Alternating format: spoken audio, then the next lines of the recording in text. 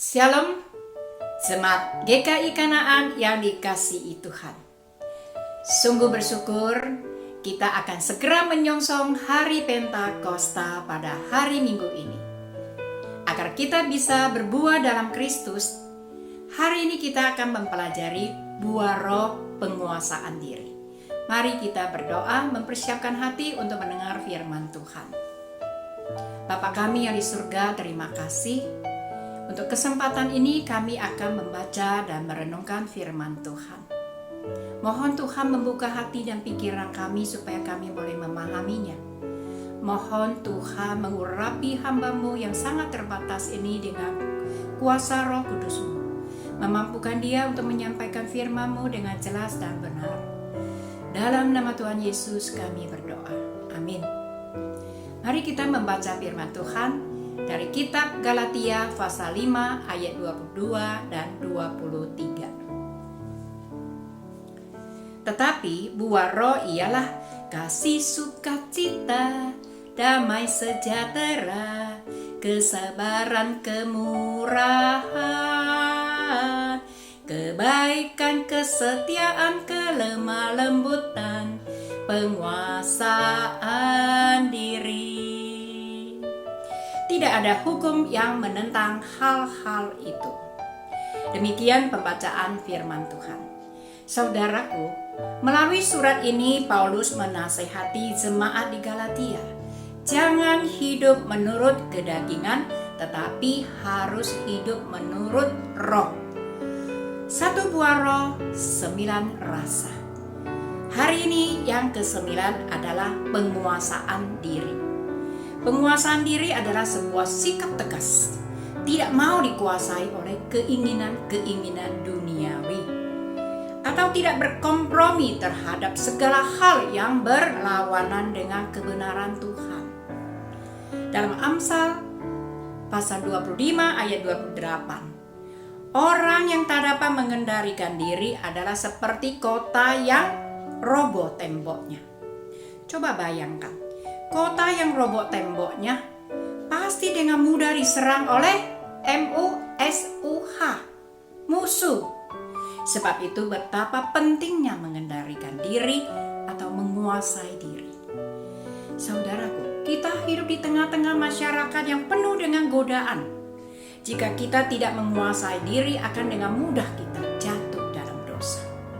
Seperti contoh Alkitab, Simson dan Delilah. Simson mempunyai tenaga yang sangat besar sekali, tetapi penguasaan dirinya tidak ada. Akhirnya dia jatuh dalam godaan Delilah. Hilang tenaganya yang sangat besar itu, dan akhirnya dia mati dengan sangat menyedihkan. Selain itu, orang yang tidak dapat menguasai diri suka marah-marah tidak pada tempatnya. Ia lebih memainkan perasaannya daripada logikanya. Orang yang demikian selalu dijauhi oleh teman-temannya. Akhirnya dia sedih karena tidak ada teman. Juga orang yang tidak bisa menguasai diri merugikan diri sendiri dan juga merusak masa depannya sendiri. Kalau begitu kita perlu menguasai diri, itu sangat penting sekali. Ciri-ciri orang yang dapat menguasai diri sebagai berikut. Ia rela menaklukkan diri kepada Allah. Hidupnya bukan menurut kehendak sendiri, tetapi menurut kehendak Allah. Ia melakukan apa yang Allah kehendaki dengan pertolongan Roh Kudus. Sebagai contoh, ada umat Tuhan yang bekerja di posisi jabatan yang tinggi, tetapi ia tidak mau menerima korupsi karena dapat menguasai diri. Dia lebih mengutamakan harga dirinya dan berharga di mata orang lain. Lebih-lebih lagi dia berkenan di hati Tuhan. Ciri-ciri orang yang dapat menguasai diri yang kedua, ia dapat menahan diri.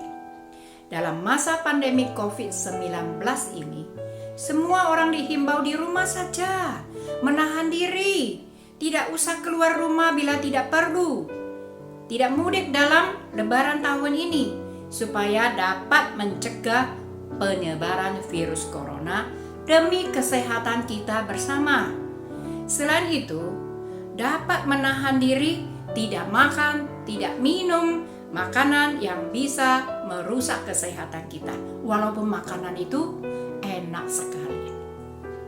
Saudaraku, penguasaan diri adalah suatu hal yang mudah dikatakan dan sulit dilakukan. Seringkali kita bisa gagal melakukannya.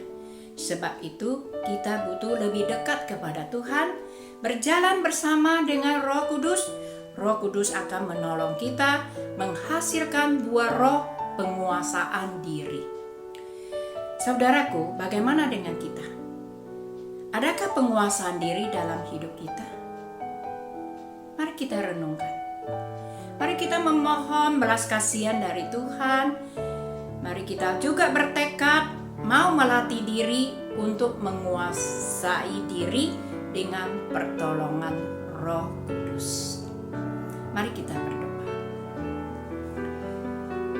Bapa kami yang di surga, terima kasih untuk firman-Mu yang mengingatkan kami, supaya kami menjalin hubungan yang lebih dekat dengan Tuhan, dan hidup kami mau dipimpin oleh Roh Kudus, supaya kami dapat menguasai diri untuk memuliakan nama Tuhan.